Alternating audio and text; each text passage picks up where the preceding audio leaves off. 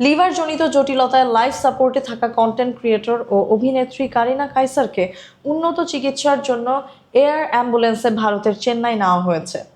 সোমবার রাত 11টায় হজরত শাহজালাল আন্তর্জাতিক বিমানবন্দর থেকে তাকে বহনকারী এয়ার অ্যাম্বুলেন্সে চেন্নাইয়ের উদ্দেশ্যে রওনা দেয়। কারিনার সঙ্গে ছিলেন তার মা ও দুই ভাই। তবে ব্যয়বহুল চিকিৎসা ও আর্থিক জটিলতার কারণে সঙ্গে যেতে পারেননি তার বাবা, জাতীয় দলের সাবেক ফুটবলার কায়সার হামিদ।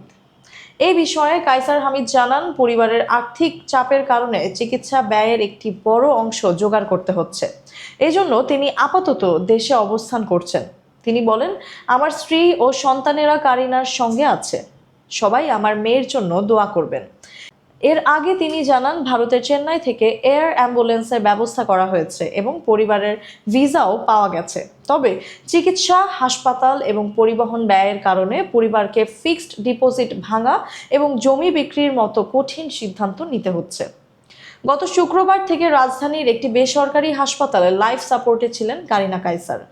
পরিবার সূত্রে জানা যায়, শুরুতে সাধারণ অসুস্থতা মনে হলেও পরে তার শারীরিক অবস্থার দ্রুত অবনতি ঘটে। পরে চিকিৎসকেরা জানান, তিনি হেপাটাইটিস এ এবং লিভার সংক্রমণে আক্রান্ত। আগে থেকেই ফ্যাটি লিভারের সমস্যা থাকায় অবস্থার আরও অবনতি হয় এবং শেষ পর্যন্ত লিভার ফেইলরের কারণে তাকে লাইফ সাপোর্টে নেওয়া হয়।